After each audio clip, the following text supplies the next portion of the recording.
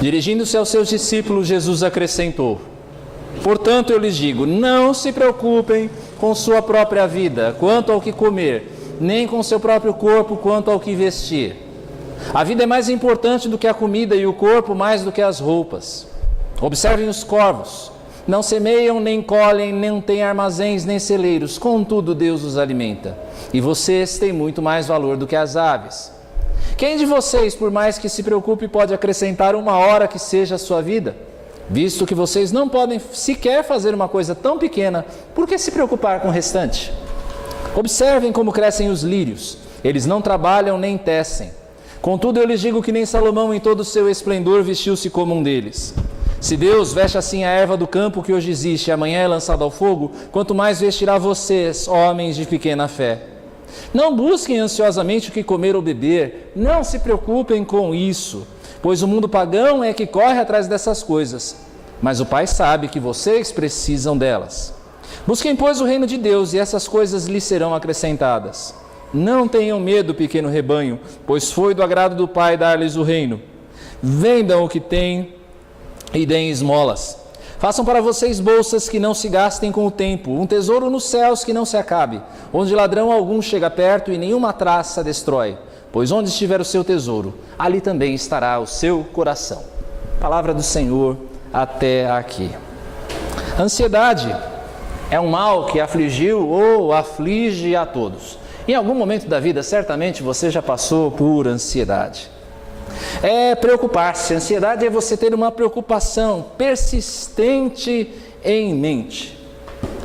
As preocupações na vida, todas as preocupações, são inevitáveis. Elas aparecem mesmo. Elas vão aparecer na nossa vida em um ou outro momento e todo tempo elas aparecem, os problemas, as preocupações. O problema é quando o nosso foco se detém nelas. O problema é quando a ansiedade toma conta da nossa vida. E daí você começa a experimentar os sintomas da ansiedade, você começa a experimentar aquela falta de sono, porque você fica deitado na sua cama à noite, acordado, pensando nos problemas e como você vai resolvê-los. O estômago dói, o coração palpita, você sente aquela sensação de nó na garganta, dor de cabeça. São sintomas da ansiedade que nos domina muitas e muitas vezes. A ansiedade é um problema grave. Ela pode evoluir para coisas piores.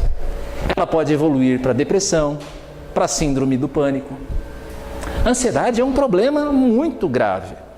Para que você tenha uma ideia, no Brasil, 9,3% da população sofre de distúrbios de ansiedade. Quase 10% da população. E isso é o triplo da média mundial. O Brasil é o país mais ansioso do mundo. Ok, nós até temos bons motivos para isso, mas o fato é, nós convivemos com esse problema. Quase 10% da população sofre desses problemas. E as mulheres, então, sofrem muito mais. Cerca de 150% das mulheres sofrem mais que os homens. Entendem? Desculpe, o raciocínio ficou meio confuso, mas as mulheres sofrem 150% mais de ansiedade do que os homens, principalmente no período de gestação ou no pós-parto, até por questões orgânicas, fisiológicas. O problema é realmente um problema sério. As soluções humanas. Então, o homem começa a buscar soluções para recuperar a sua paz interior. 3% da população mundial usa ou já usou anti-ansiolíticos. 3% da população mundial. Em 2017, verificou-se que nos 6 anos anteriores, houve um crescimento em 110% no uso de remédios para controle de ansiedade, gerando para a indústria farmacêutica um lucro de mais ou menos 1,8 bilhão de reais, simplesmente em remédios para a ansiedade. A realidade da busca por uma solução para essa questão da paz interior está até próxima da gente. Se você acessa o canal da Antioquia no YouTube, você sabe qual é o nosso vídeo mais assistido? Foi uma mensagem que eu preguei na congregação do Imirim ainda, cerca de 2, 3 anos atrás, chamada Um Remédio para a Ansiedade. 748 visualizações, se eu não me engano, na sexta-feira, até sexta-feira. Sabe o segundo lugar quantas visualizações tinha? Cerca de 340. As pessoas querem encontrar alguma solução para recuperar a paz interior. E aí então elas passam a usar, além dos remédios, elas passam a recorrer à bebida, a drogas ilícitas, para tentar encontrar alguma paz. Buscam talvez alternativas mais limpas, mas mesmo assim não menos prejudiciais, como a meditação transcendental ou o excesso de exercícios físicos para tentar encontrar alguma paz. Mas a questão é, nada disso resolve. Porque todas essas coisas, elas apenas arranham a superfície. Elas apenas tratam dos sintomas da ansiedade, mas elas não são capazes de tratar das causas reais do problema. Na verdade, nenhuma destas coisas é capaz de trazer paz interior, por uma simples razão. Nós, eu e você, vivemos em conflito desde que nós nascemos. Nós vivemos um conflito desde que nós nascemos. O que eu quero dizer com isso? Nós estamos por natureza em guerra. Por natureza, eu e você estamos numa guerra. E a nossa guerra é contra um inimigo poderoso demais, chamado Deus.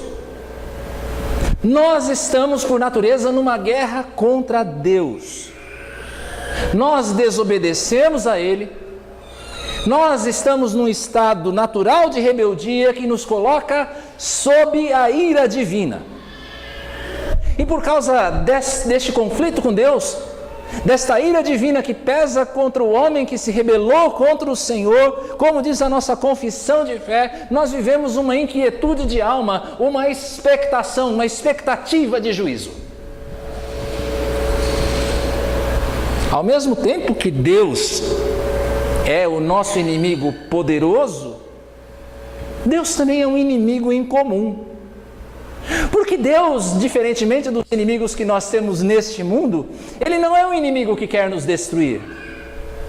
Apesar de você estar numa relação de inimizade contra Deus, de Deus estar irado contra você por causa do seu pecado por natureza, Deus não deseja destruir você. Deus deseja salvar. Nós somos, nesse aspecto, como aquele cachorro maltratado. Conhece isso? Que você tem um cachorro maltratado que você quer resgatar esse cachorrinho e você tenta se aproximar dele, mas ele está tão maltratado, ele está tão acostumado com o maltrato que ele morde a sua mão. Nós somos como esse cachorro. Porque Deus tenta nos salvar, mas nós que estamos tão marcados, tão manchados pelo pecado e pela rebeldia, nós rejeitamos a mão graciosa do Senhor que se estende em nossa direção. Você precisa entender a bondade de Deus aqui. Nós somos, como Jesus mesmo diz aí no verso 24 do texto, nós somos como os corvos. Os corvos eram aves imundas, que comiam carne podre, que eram aves cerimonialmente impuras. Se alguém tivesse contato com um corvo, ele não poderia entrar no templo, não poderia entrar na igreja, lá no Antigo Testamento. Nós somos justamente como os corvos, mas ainda assim, diz o texto, Deus alimenta esses corvos. Você entende o que eu quero dizer? Nós somos como esses corvos e assim, ainda assim Deus cuida de nós. Só que por natureza nós somos incapazes de ver a Deus por meio da graça comum que nos sustenta. Deus abençoa a todas as pessoas com o alimento, com a chuva que cai, com casa, na maioria das vezes, um teto para se cobrir, roupas para se vestir, mas as pessoas não conseguem reconhecer a Deus, a bondade de Deus manifesta no meio desta graça comum. Mas ainda assim, Deus o sustenta. Mesmo que as pessoas sejam ingratas e não possam reconhecê-lo, Deus o sustenta. Nós estamos por natureza em guerra contra Deus. Mas a palavra de Deus nos diz que existe um caminho para a paz. Filipenses 4, versos 6 a 7, nos diz para nós não andarmos ansiosos por coisa alguma. Não andem ansiosos por coisa alguma. Ele fala de oração, ele fala para nós apresentarmos os nossos pedidos a Deus. Mas o que eu quero mostrar aqui para você é que a chave para o fim da ansiedade está justamente nesse texto. A chave para o fim da ansiedade é a paz com Deus. É a paz com Deus. Se você quer deixar a ansiedade de lado, você precisa entrar num relacionamento de paz com o Senhor. Paulo, quando escreve esta carta, não está nos seus melhores dias. Ele está preso. Ele está acorrentado numa prisão. E se você pensa numa prisão de hoje em dia, coloque 10 vezes mais. Era uma prisão 10 vezes pior, porque era um lugar infecto, era um lugar imundo, um calabouço em que ele ficava acorrentado o tempo todo.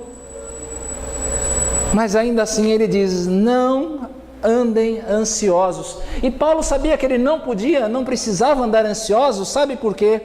Porque Deus passou de inimigo dele, como nós já falamos, para amigo. Ele tem agora Deus como um amigo. E como é que essa amizade se faz? Nós vemos isso em 2 Coríntios 5,18. É que Deus nos reconciliou consigo.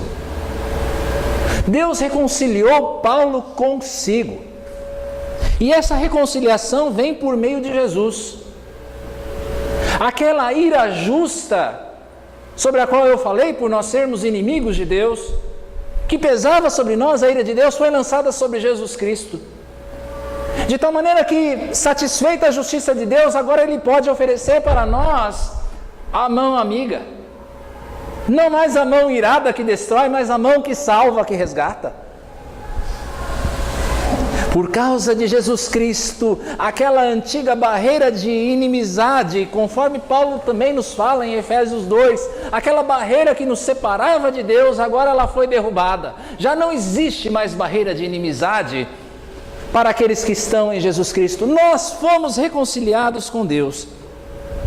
E quando nós estamos falando aqui de paz, nós não estamos falando apenas de um sentimento, porque o sentimento de paz um remédio pode dar para você. Não é apenas o sentimento de estar em paz, de estar na ausência de conflito, mas eu estou falando aqui da paz como um estado real. É um tratado de paz que Deus faz conosco. Por meio de Jesus Cristo, nós sabemos que nós temos uma paz que o mundo não pode dar. Apenas Deus pode fazer isso por meio de Jesus Cristo. E Deus fez isso.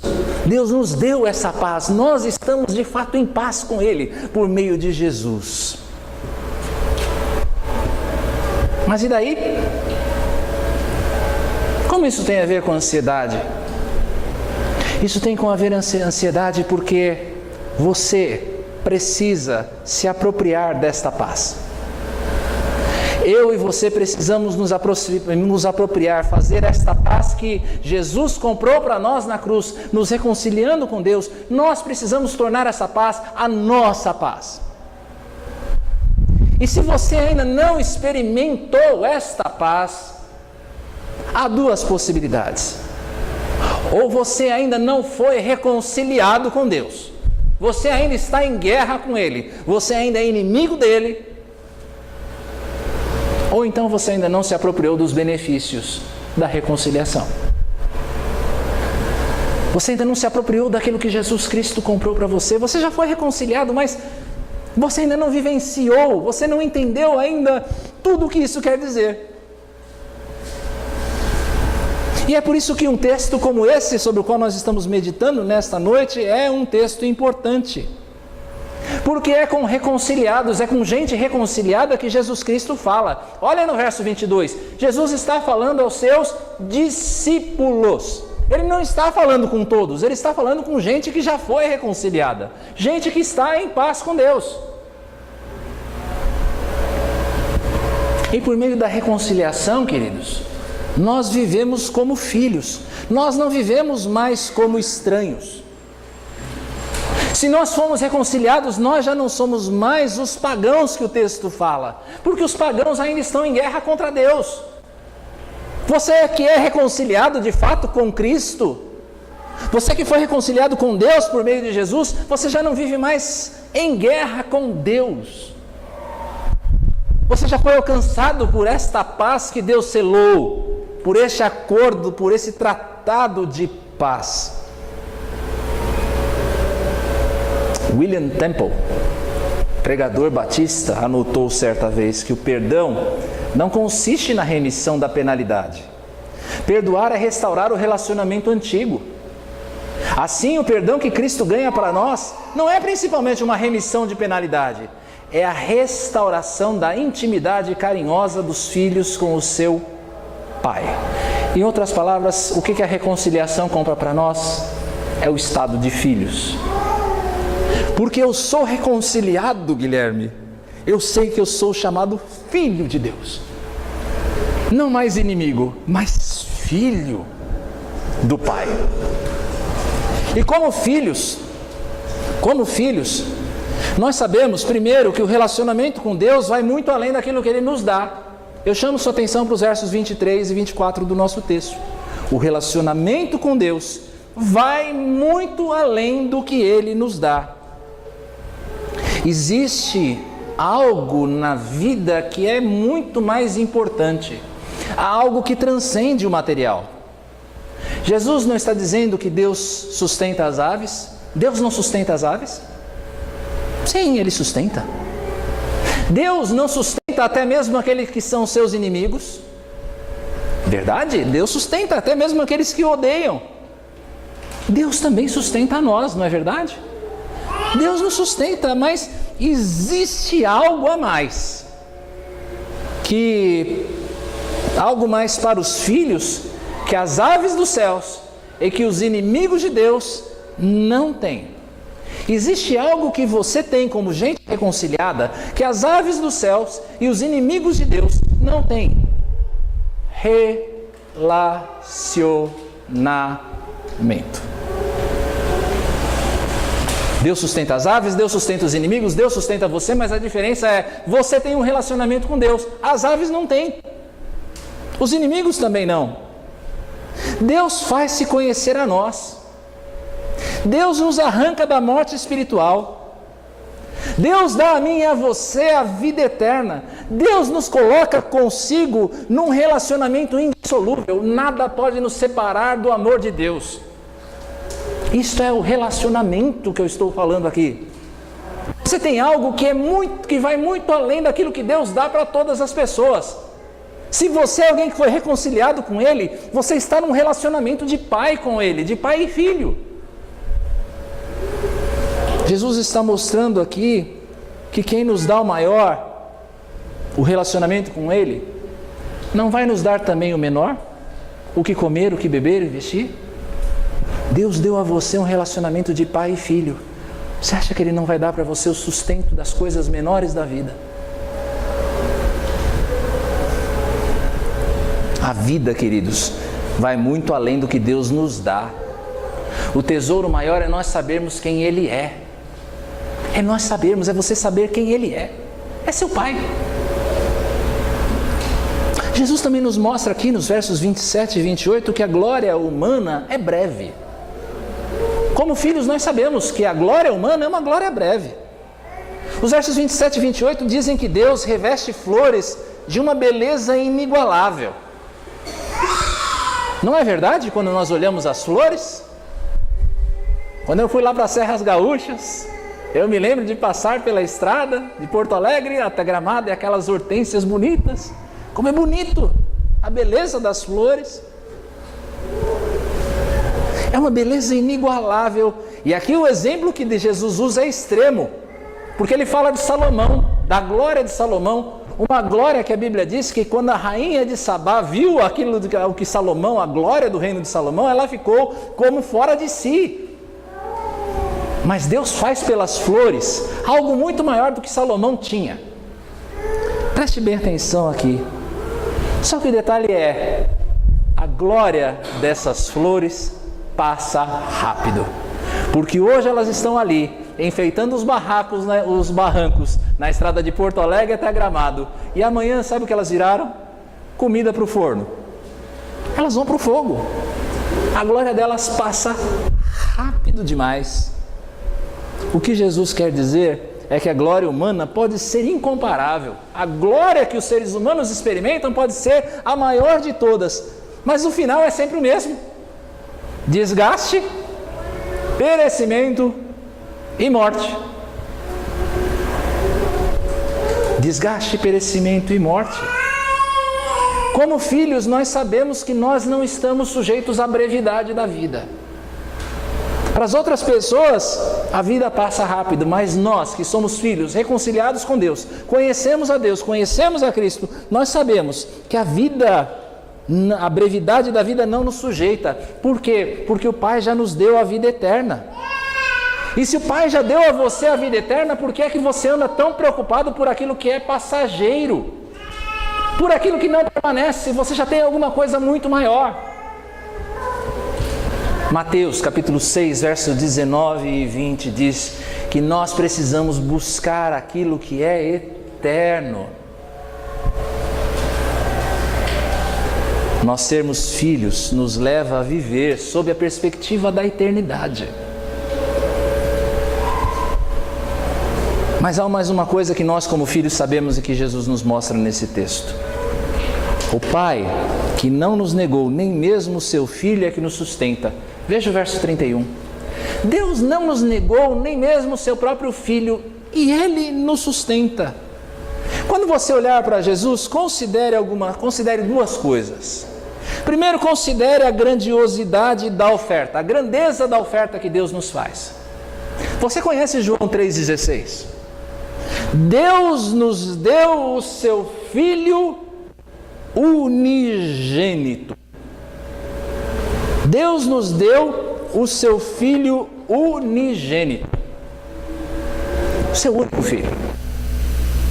Romanos capítulo 5, versos 7 e 8 diz que dificilmente haverá alguém que morra por um justo, embora pelo homem bom talvez alguém tenha coragem de morrer. Mas Deus demonstra o seu amor por nós. Cristo morreu em nosso favor quando nós ainda éramos pecadores. Como é que Deus demonstra o seu amor por nós? Dando-nos o seu Filho.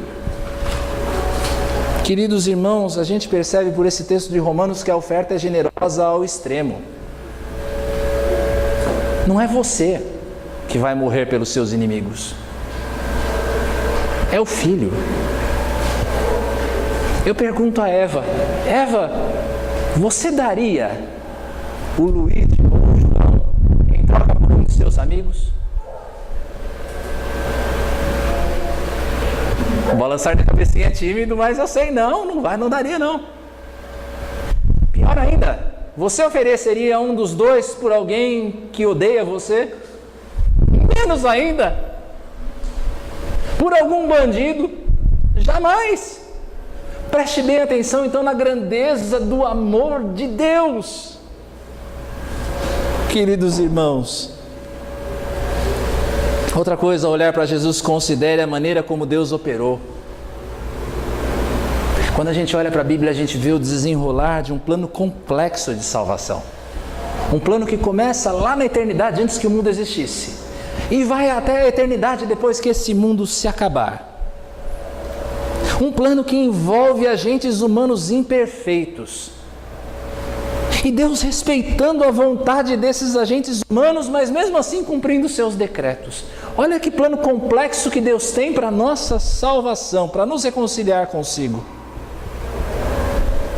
E aí é que a gente chega, depois de considerar essas coisas, a Romanos 8,32. Se Deus fez todas essas coisas, se Ele não poupou o seu próprio Filho, mas o entregou por todos nós, Ele não vai nos dar juntamente com Ele todas as demais coisas? Se Ele já deu o seu Filho por você, o que mais você acha que Ele não te dará? Daí, nós somos chamados a crer, como Hebreus 13:5 mostra, que Deus jamais vai nos deixar, jamais vai nos abandonar. Jamais. Para onde vai a ansiedade quando você considera essas coisas? Jesus nos diz então para buscar algo maior. Ele nos diz para nós buscarmos o reino. Um reino, queridos, que não é um reino tomado por força. Não são os nossos esforços que conquistam ou que trazem o reino. Porque se fosse assim, se Jesus dissesse, olha, você precisa conquistar o reino de Deus, sabe o que isso produziria mais ainda no nosso coração? Sabe, Neemias, o que isso produziria mais no nosso coração se Deus dissesse para nós, Neemias, você precisa conquistar o reino? Mais ansiedade.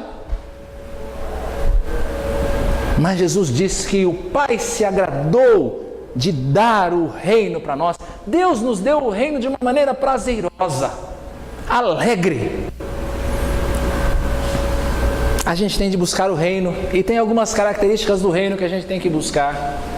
O reino de Deus é um reino em que rico não é o que recebe. Os reinos desse mundo, o rico é aquele que recebe, que angaria coisas, que conquista coisas para si. E que coisas que por tantas e tantas vezes a gente anda ansioso. O reino de Deus é um reino em que a riqueza está na generosidade. Rico é aquele que dá. Veja a frase de Thomas Watson, que é um dos fundadores da IBM. Há um tipo abençoado de doação que, embora torne a bolsa mais leve, torna a coroa mais pesada. Eis o reino de Deus. A sua bolsa nesse mundo vai ficar mais leve pela generosidade, mas a sua coroa vai ficar muito mais pesada, porque a riqueza do reino de Deus se baseia em generosidade. Se baseia numa imitação da generosidade do Pai. O nosso Pai é generoso e a gente imita Ele na sua generosidade. E quando a gente fala em generosidade, nós não estamos falando aqui de esmola, para que você dê mais e mais esmolas. Não é o quanto você dá que importa. Não é se você dá 90%, 99% dos seus bens para os pobres, o que está importando aqui. Não é a quantidade. O que importa aqui é o que a esmola revela. O amor que você tem por Deus. O amor que você tem pelo próximo. A confiança que Deus vai cuidar de você, suprindo aquilo que você ofereceu a outro. O desapego que você tem ao que é material, ao que perece. Isso é importante. Isso é realmente importante. Na generosidade nós demonstramos que o nosso tesouro não está aqui, porque aqui as coisas perecem. O nosso tesouro está no reino dos céus, que é algo muito maior.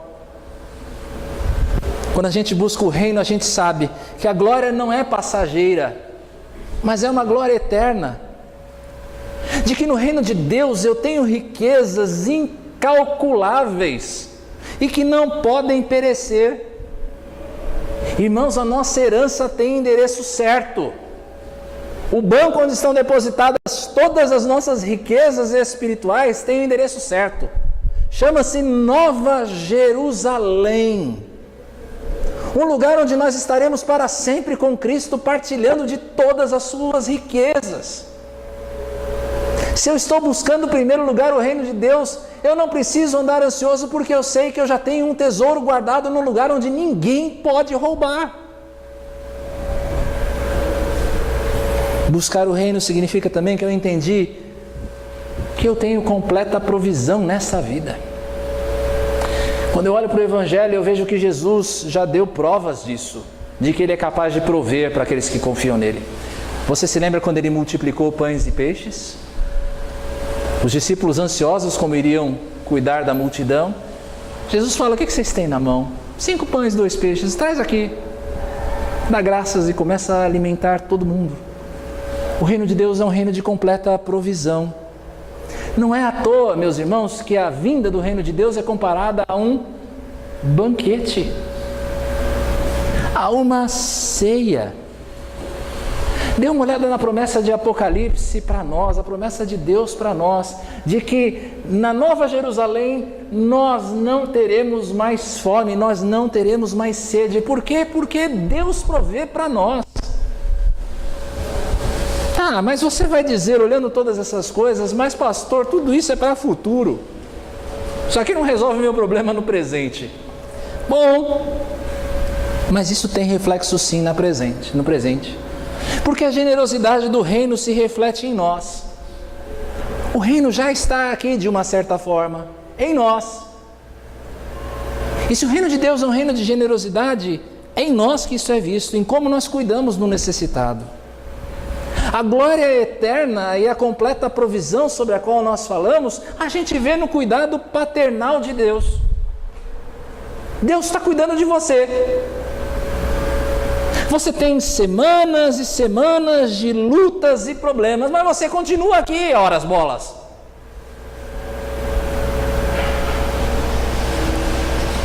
Você acha que Deus que cuida de você no futuro não está cuidando de você agora aqui? Você está aqui, caramba! Você veio!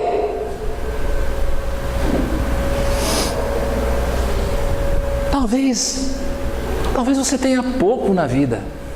Alguns são mais abastados, conseguem viver com mais facilidade, outros vivem com o salário contado, esticando o salário para ele chegar no fim do mês, mas o fato é, você chegou.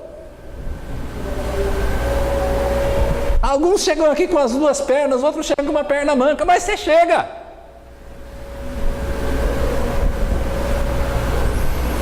Se como filhos nós já recebemos isto em parte, o que é que vai ser na revelação de Cristo? Sabe o que Jesus faz? Deixa eu mostrar uma coisa para vocês. Esse é o meu celular. Já tem o quê? Uns 3 anos talvez, é isso? Uns 3 anos. Ele tem uma câmerazinha aqui. Uma. E agora já saiu um celular novo da Samsung, acho que eu vi hoje, um anúncio, com 4 câmeras. O ângulo focal do meu celular, pegaria talvez aqui o Guilherme, né, a Carol. Aí eles lançam um celular que tem 120 graus de ângulo focal. Ele abre. Aí eu vejo o Vitor, o Alexandre. Tem um jeito do meu celular ficar com 120 graus. Você vai numa loja dessas baratinhas, você compra um kit de lente. É vagabundo, é uma porcaria, mas aumenta mesmo o ângulo focal. Tem alguns kits que são melhores, né? Mas eu sou econômico, então é loja de R$1,99 mesmo que vai. E abre o ângulo focal. O que Jesus quer fazer com a gente hoje é, usando uma lente que é muito melhor do que a de loja de R$1,99, abrir o seu ângulo focal. É fazer você ver que há algo maior. A palavra de Deus é a lente que nos tira da visão limitada do momento presente, das coisas desse mundo, das preocupações do dia a dia, e nos abre o ângulo para nós vermos um panorama muito maior do que é a vida. Jesus nos chama a tirarmos os olhos das preocupações, os prazeres e temores do dia a dia e fixá-los no alto. Aí o ângulo focal não é só assim, é aqui também. Olhe para o alto, para uma realidade que vai além do dia a dia. É contrapor o excesso de cuidados no presente, o excesso de cuidados com o futuro, com uma outra realidade que é muito maior do que nós mesmos. Viver pela perspectiva do céu é nós exercitarmos a generosidade, o desapego, o altruísmo. Viver com a perspectiva do céu é entender que as glórias desse mundo são passageiras. A glória desse mundo é passageira, mas que é uma boa notícia, os problemas também. A sua glória vai passar. Você pensa que você sempre vai ter 19 e 20 aninhos? Que esse corpinho vai estar todo em cima? Não, querido, um dia você vai estar igual a mim. Porque a glória passa, só que os problemas também passam. A glória é passageira, mas os problemas também. Viver pela perspectiva do céu, e preste bem atenção nisso, porque isso é maravilhoso, é saber que preocupar-se é um problema a mais. Você já tem as preocupações. Se você se preocupa, você ganha um presente a mais, um problema a mais. Um dia um homem estava com medo de morrer de câncer, porque o câncer, afinal, tornou-se algo muito comum, infelizmente, na nossa sociedade, no nosso tempo.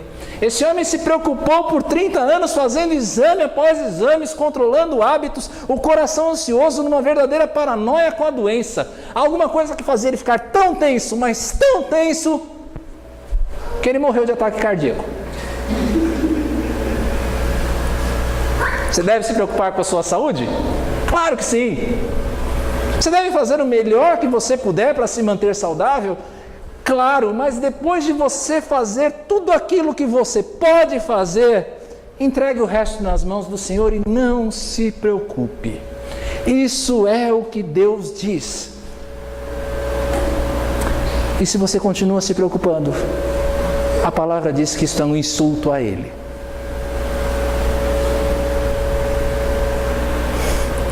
Por isso o texto chama você hoje a reconciliar-se com Deus. Primeira coisa, se você quer experimentar a verdadeira paz interior, que remédio nenhum pode lhe dar, você precisa reconciliar-se com Deus. Se você ainda não o fez, reconcilie-se com Deus. O homem natural não consegue ter a perspectiva do céu. O que eu quero dizer? Todas essas coisas que eu falei a respeito do texto sobre o qual nós meditamos hoje à noite não valem absolutamente nada se você não está num estado de graça com Cristo. Se você ainda não se reconciliou com Ele. Por natureza você não consegue entender essas coisas, a perspectiva do céu. Apenas alguém que é filho, apenas alguém que recebeu um coração novo pode entender essas coisas. E este coração vem pela fé em Jesus Cristo como Filho de Deus, como nosso Salvador. É apenas se você receber a Jesus como Senhor e Salvador de sua vida, é que você pode experimentar essa paz. É somente reconciliado com Ele que você pode experimentar isso. O convite hoje para você é que você experimente a paz real que Ele oferece a nós.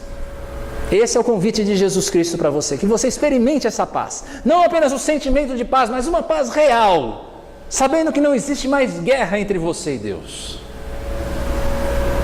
Reconcilie-se com Deus. Mas esse texto chama você também hoje a repreender o seu coração ansioso diante da realidade dos problemas. Repreenda o seu coração ansioso quando a ansiedade aparecer. Coloque os problemas na sua dimensão pequena mesmo. Os problemas têm uma dimensão muito pequena, diante da dimensão de um Deus que é tão grande. John R. Rice, evangelista batista, disse que preocupar-se é colocar pontos de interrogação onde Deus já colocou pontos finais. Olha que frase bacana para o seu Facebook. Dê o crédito que você ouviu na Antioquia, ok? Preocupar-se é colocar pontos de interrogação onde Deus já colocou pontos finais. Repreenda o teu coração ansioso. Diga para os problemas: vocês são pequenos demais diante do Deus grande que eu tenho. Coloque os problemas no seu devido lugar. Mas esse texto nos chama também a render a Deus as nossas necessidades, as nossas ansiedades em oração. A oração é um dos principais remédios contra a ansiedade, porque ela corrige a nossa visão. Ela nos coloca em dependência com Deus. Ela diz, quando nós oramos, nós estamos dizendo a nós mesmos que nós somos pequenos e precisamos do cuidado de Deus. E que Deus é grande o suficiente para atender as minhas orações. Coloque as suas orações, as suas ansiedades em oração diante de Deus. E aí vem uma frase de um dos pais da igreja, Crisóstomo. Ele dizia o seguinte: Se Ele, Deus, sabe o que precisamos, por que nós devemos orar? Não para instruí-lo, mas para vencermos com Ele, para sermos feitos íntimos com Ele pela súplica contínua, para sermos humilhados, para sermos lembrados de nossos pecados. E quando a gente ora então, nós vamos provar de uma paz que nos inunda, porque nós temos a certeza que temos um Pai. Querido amigo, querido irmão, querida irmã, aprenda a exercitar o desapego. Aprenda a exercitar a generosidade na administração também dos recursos que Deus lhe dá. Aprenda a ser generoso. Como nós falamos na semana passada, exercitar a generosidade significa dizer que você não pertence ao dinheiro. De que aquilo que você tem não é o seu Senhor, mas que aquilo que você tem foi dado por Deus como um recurso para você fazer aquilo que Ele mandou você fazer. Você precisa de paz? Teu coração anda ansioso, cheio de preocupações. Você não consegue dormir à noite. O coração palpita. Você quer se livrar disso? Aproprie-se da paz que o Senhor Jesus oferece a você. Eu quero convidar você a um momento de oração silenciosa. Quero convidar você agora a fechar os seus olhos e exercitar GDI